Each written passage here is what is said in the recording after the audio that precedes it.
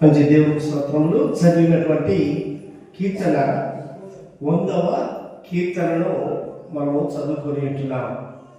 కనుక చదివినటువంటి కీర్తనలోన దేవుని యొక్క ఉద్దేశం ఏమిటో అది తాను ఏర్పరచుకున్న భక్తుడైనటువంటి దావీదు ద్వారా దేవుని మాటలను రాయించినాడు. కనుక దేవుని యొక్క ఉద్దేశము ఎందుకు ఈ భాగంలో రాసినాడు అంటే, మనందరి యొక్క బలహీనతలను దేవుడు ఎరిగినటువంటి వాడని, దేవుని ద్వారా ఎన్నో మేలు పొందుకొచ్చున్నాము. కానీ మానవుడికి ఉన్నటువంటి స్వభావం ఏంటంటే కృతజ్ఞత లేని వారుగా ఉంటున్నామని దేవుడు జ్ఞాపకం చేసుకొని ఈ విషయాలను మనకు తెలియజేస్తూ ఉంటున్నాడు. కనుక మానవుడు పొందుకొచ్చున్నటువంటి మేలులన్నిటిని బట్టి దేవుడు నాకేం చేశాడు, ఏమి ఇచ్చాడు, ఆయనకి ఎందుకు కృతజ్ఞతలు చెల్లించాలి, ఆయన ఎందుకు గనపరచాలి, ఆయన ఎందుకు ఆరాధించాలి, ఆయన సన్నిధికి ఎందుకు రావాలి అనేటువంటి ఆలోచనలు మానవాళి అంతా కూడా కలిగి ఉంటున్నారు. అందుకని దేవుడు మనల్ని ప్రేమించి తన భక్తుల ద్వారా ఈ మాటలను రాయించుకుంటున్నాడు. కనుక తానెవరు, తాను భక్తుల ద్వారా మరి గ్రంథం ద్వారా తెలియజేస్తుంటున్నాడు. సమస్త దేశములారా యెహోవాకు ఉత్సాహ ధ్వని చేయుడి, సంతోషంతో యెహోవాను సేవించుడి, ఉత్సాహ గానం చేయించు ఆయన సన్నిధికి రండి. ఇక్కడ గమనించండి, ఈ మొదటి వచనంలోన దేవుని కోరిక బాగానే ఉన్నది. సమస్త దేశములారా అంటే సర్వలోక నివాసులారా అని అర్థం. సమస్త దేశములారా అంటే సర్వలోక నివాసులారా యెహోవాకు ఉత్సాహ ధ్వని చేయుడి. ఉత్సాహ ధ్వని అంటే ఎలా మనం చేస్తాము? దేవుడు మనకు అనుగ్రహించినటువంటి కాళ్ళ ద్వారా, చేతుల ద్వారా, నోటి ద్వారా మనం ఏం చేయాలండి? ధ్వని చేయాలి. మనం వృద్ధి చెప్పాలంటే ఆనందం గంతులు వేయాలి, చేతులతో చప్పట్లు కొట్టాలి, నోటితో ఆయనను ఘనపరచాలి, ఆయన్ని పొగడాలి, ఆయన ఆరాధించాలి, ఆయన మహిమపరచాలి అని అంటుంది. అందుకని బైబిల్ గ్రంథంలోన 103వ కీర్తనలోన అక్కడ రాయబడి ఉన్నది. అంత అవసరం లేదు, కానీ నా అంతరంగములనున్న సమస్తమా, నా అంతరంగములనున్న సమస్తమా అంటే నీ దేహంలో ఉన్నటువంటి అవయవములన్నిటి ద్వారా ఆయనకు ఉత్సాహ ధ్వని చేయాలి అనేటువంటిది దేవుని యొక్క ఉద్దేశం. అయితే మానవుడు బలహీనుడు, ఎందుకు చేయాలి, ఆయననే ఎందుకు గనపరచాలి అనేటువంటి ఆలోచనలు మనకు ఉంటాయండి. అందుకనే ఈ 3వ వచనం నుండి యెహోవాయే దేవుడని తెలుసుకోవాలి. మొట్టమొదటి ఏంటంటే యెహోవాయే దేవుడని తెలుసుకోవాలి. రెండోది, ఆయనే మనలను గుర్తించను. మన జన్మకు కారకుడు ఎవరు? దేవుడే. ఎందుకు ఉత్సాహధ్వని చేయాలి, ఎందుకు ఆయన దేవుడని అనాలి, ఎందుకు ఆయన్ని ఆరాధించాలి, ఎందుకు ఆయన్ని పూజించాలి అంటే మీకు అర్థమైందండి? ఆయనే మనల్ని పుట్టించను, మన జన్మకు కర్త ఆయనే. మనము ఆయన వారము. మనం ఎవరికి చెందిన వాళ్ళము? మనమంతా కూడా ఆయనకు చెందినటువంటి వారము. మూడవదిగా మనము ఆయన ప్రజలము. మనమంతా ఎవరి ప్రజలము? ఆయన ప్రజలము, ఆయన మేపు గొర్రెలము. కాబట్టి ఆయనను స్తుతించాలి. ఎందుకు దేవునికి కృతజ్ఞతలు చెల్లించాలమో మనకు అర్థమైంది. మనము ఆయన మూలంగానే పుట్టినాము. బైబిల్ గ్రంథంలో 127వ కీర్తనలో రాయబడిన మాటలను బట్టి మనం చూస్తే గర్భఫలము యెహోవా ఇచ్చు బహుమానము అని ఉంది. కుమారులు యెహోవా అనుగ్రహించు స్వాస్థ్యము. కనుక మనం అందరం కూడా ఆయన ఆజ్ఞ లేకుండా ఇక్కడ ఎవరు కూడా పుట్టలేదు. అందుకని నీకు గర్భఫలము ఇయ్యకుండా నేనెవరన్నా దేవుణ్ణా అని యాకోబు అంటాడు. గర్భఫలము ఇచ్చేది ఎవరి చేతిలో ఉందట? అది దేవుడి చేతిలో ఉన్నది. కనుక దేవుడే ఇప్పుడు జోయాను కూడా అనుగ్రహించినాడు. దేవుడు అనుగ్రహించకపోతే ఎవరు కూడా ఏది పొందలేరు అనేటువంటి విషయం. ఇంకోటి అక్కడ ఆ కీర్తనలో కొన్ని విషయాలు గమనించవచ్చు. మనము పొంది ఉన్నటువంటి గృహమైనా, మనము కాపాడబడినదైనా, మనము పోషించబడినదైనా, అనుగ్రహించబడిన కుమారులైనా కుమార్తెలైనా కూడా ఆయన దయ వలననే మనమంతా కూడా కలిగి ఉన్నాము. అందుకనే మనం ఏం చేయాలి చెప్పండి? దేవుడికి కృతజ్ఞతార్పణలు చెల్లించుచు, 4వ వచనంలో ఉంది, కృతజ్ఞతార్పణలు చెల్లించుచు ఆయన కుటుంబములలోన ప్రవేశించుడి. కృతజ్ఞతార్పణలు చెల్లించుచు ఎక్కడికి రావాలో, అది ఎక్కడ చెల్లించాలో కూడా ఇక్కడ చక్కగా ఆయన గుమ్మములలో, ఆయన గుమ్మాలంటే ఎక్కడండి?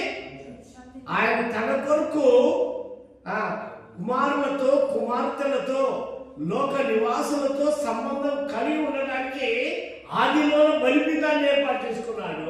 ఆదాము అవ్వను బలిపీఠం దగ్గరకు వచ్చి కృతజ్ఞతార్పణలు చెల్లించడానికి, అంటే కానుకలైనది కాదు, ఆయన ఆరాధించాలి. ఆయనకు చేసిన మేలులను బట్టి కృతజ్ఞతలు. దేవా, ఈరోజు నేను ఉన్నానంటే అది నీ దయ వలననే, నేను కాపాడబడినానంటే నీ దయ వలననే, నేను జీవిస్తున్నానంటే నీ దయ వలననే, నేను పోషించబడుతున్నానంటే నీ దయ వలననే, నేను క్షమించబడినానంటే అది నీ దయ వలననే.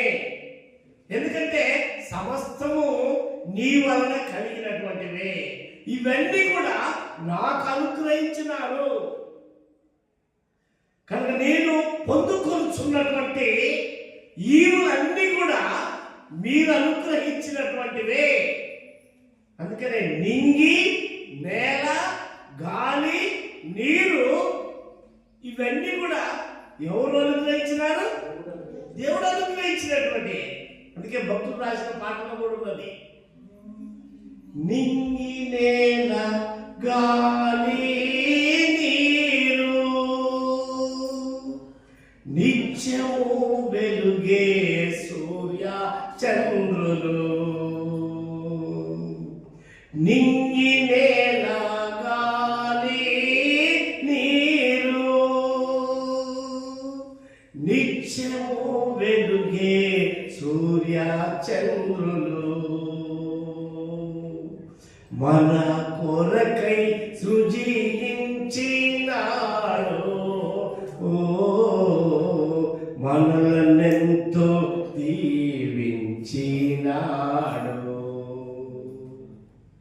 దశమ భాగము దేవుని సొమ్ము, ధారాళముగా ఆయనకిమ్ము. హల్లెలూయా. దశమ భాగం కూడా ఎవరు సొమ్మాట? మీరు కొంతమంది ప్రశ్నలు వేస్తుంటారు, దశమ భాగం ఎందుకు ఇవ్వాలి, దశమ భాగం ఇస్తే నాకేమొస్తుంది అని ప్రశ్నించేటువంటి వారు కూడా ఉండదు. ఆయనకు ఎందుకు కృతజ్ఞతలు చెల్లించాలి? ఆయన గుమ్మానికి ఎందుకు రావాలి? ఆయన మాకు ఏం చేశాడు? పక్కింటోడికి బంగారం ఇచ్చాడు, వాళ్ళకి వెండి ఇచ్చాడు, వాళ్ళ గొర్రెలు ఇచ్చాడు, వాళ్ళ మేకలు ఇచ్చాడు, వాళ్ళ బట్టలు ఇచ్చాడు, వాళ్ళ ట్రాక్టర్లు ఇచ్చాడు. అటువంటి లేదమ్మా మీరు మనలో ఇటువంటి భావాలు కలిగినటువంటి ఆయన ఆశీర్వదించినంతగా నాకు ఏమైనా ఇచ్చారా?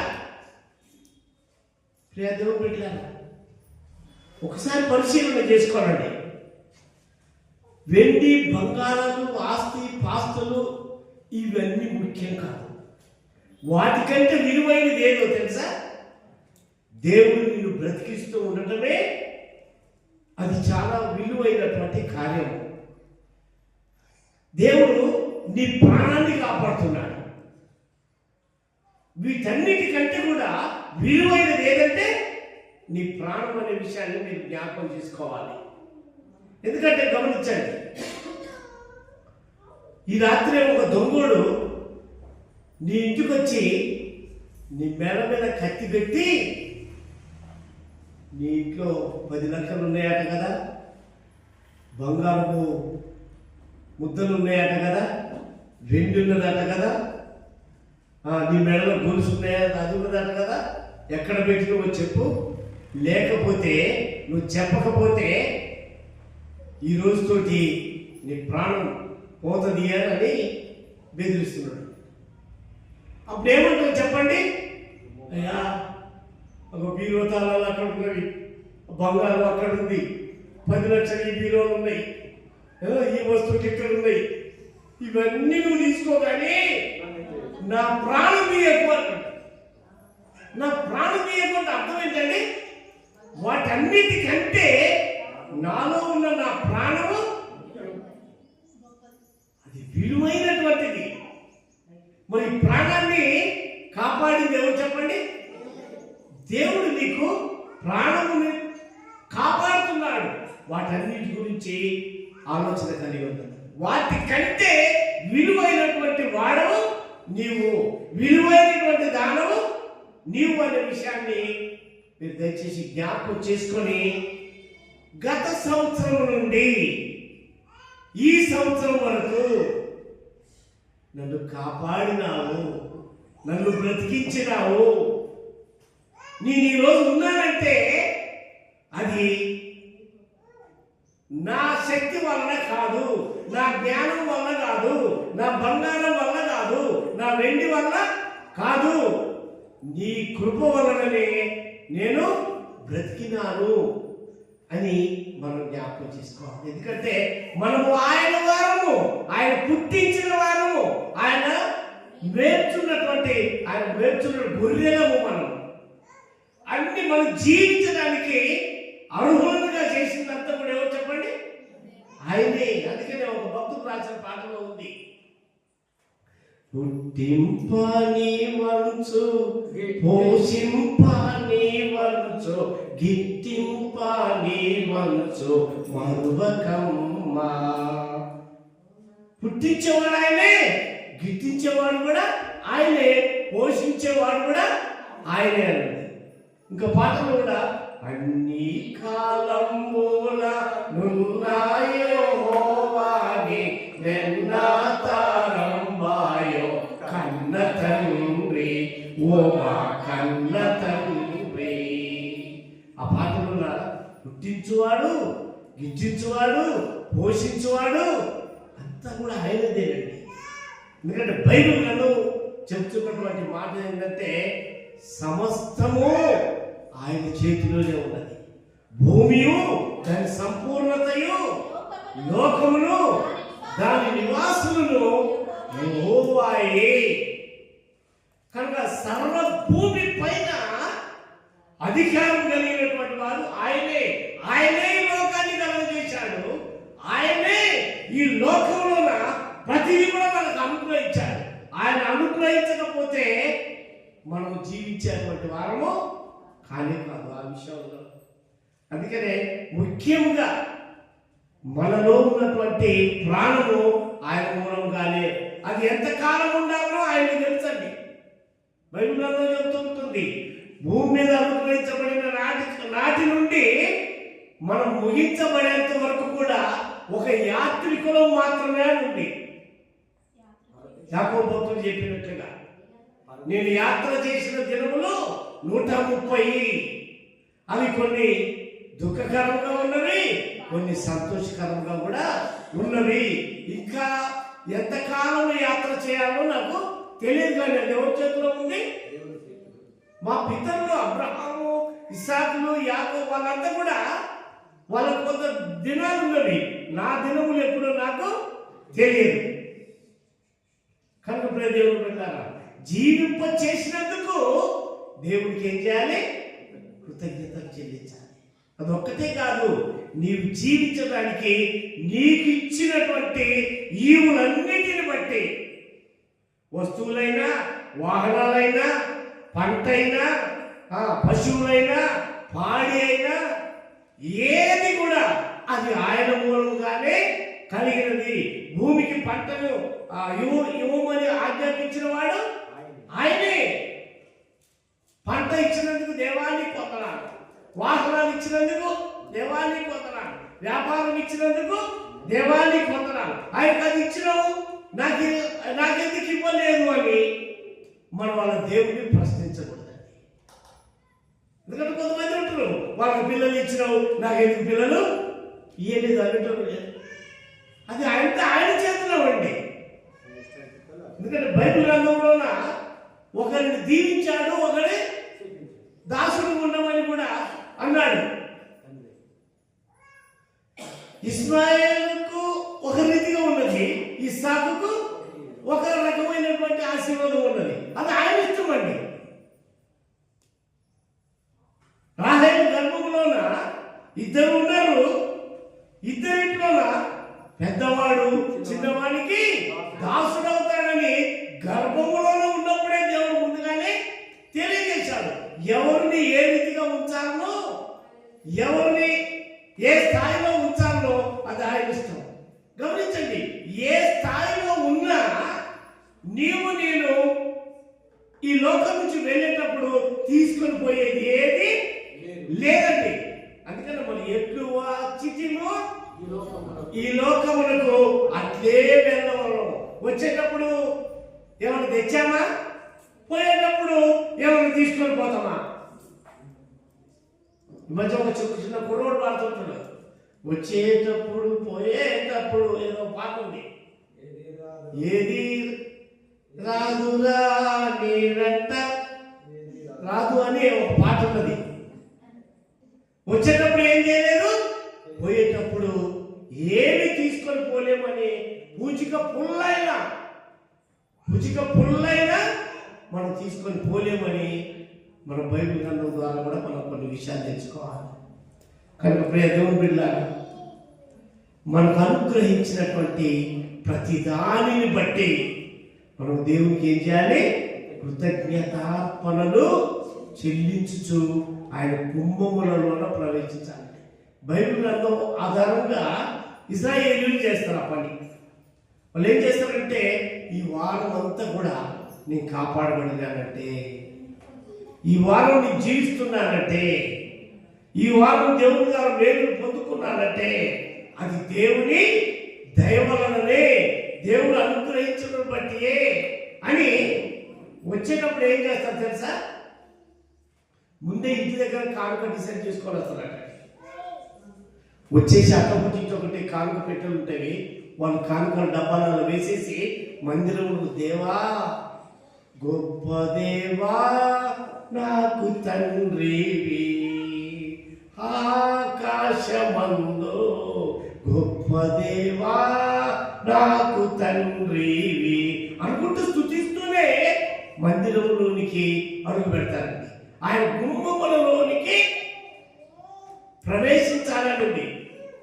ఎక్కడ దేవునికి కృతజ్ఞతలు చెల్లించాలి అంటే, మీరు అనేది కానుకే కాదు,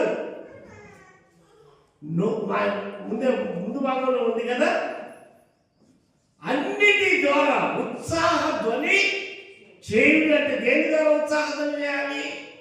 దేహం అంతటి ద్వారా అని మనం ఇక్కడ గమనిస్తుంటున్నాం. అదే 103వ కీర్తనలో కూడా మనం చెప్పుకున్నాం కదా, నా అంతర్యములో ఉన్న సమస్తమా ఆయన పరిశుద్ధ నామమును సన్నుతించుము,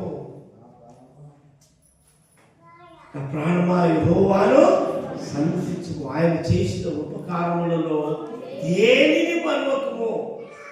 దేవుడిలా ఈ మాటలను బట్టి దేవుని విషయంలోన కృతజ్ఞత లేని వారంగా ఉండకూడదు. మొట్టమొదటిగా మనం నేర్చుకునేది, నేను ఆయన బిడ్డను అని నువ్వు ఎప్పుడైతే తెలుసుకుంటావో, ఆయన ఆజ్ఞకు ఫస్ట్ లోబడేది ఏంటో తెలుసా? ఆయన గుమ్మములోనికి రావాలి. ఎక్కడ ఆయన గుమ్మాలు అంటే, ఆయన గుమ్మం అంటే ఎక్కడండి? ఆయన ఎక్కడైతే మనం ఆయనతో సహవాసం చేయడానికి ఏర్పాటు చేసుకున్నాడో ఆ స్థలానికి రావాలి. హల్లెలూయా. అది ఆదిలోన బలిపీఠం దగ్గర ఆదాము వరకు ఏర్పాటు చేశాడు. మోషే ద్వారా గుడారాలలోన మందసము ద్వారా ఏర్పాటు చేసుకున్నాడు. సొలొమోను కాలానికి వచ్చేటప్పటికి మందిరాన్ని ఏర్పాటు చేశాడు. మీకు అర్థమైందా? మందిరాన్ని ఏర్పాటు చేసుకున్నాడు. ఆ పద్ధతే ఇప్పటి వరకు కూడా కొనసాగుతూ ఉంటుంది. హల్లెలూయా. ఎక్కడ ఆయన్ని కీర్తించాలి? ఆయన సన్నిధిలో. ఇంటికాడ స్తుతించుకో కాదంటాయి, ఇంటికాడ కృతజ్ఞతలు చెల్లించు, గనపరచు, ఆరాధించు, మహిమపరచుకో. కానీ వారంలోకి ఒకసారి ఆయన సన్నిధికి మనం రావాలి అనేటువంటిది మనం భాగంలో కీర్తనలు పాడుచు ఆయన ఆవరణములో. ఆవరణం ఎక్కడ?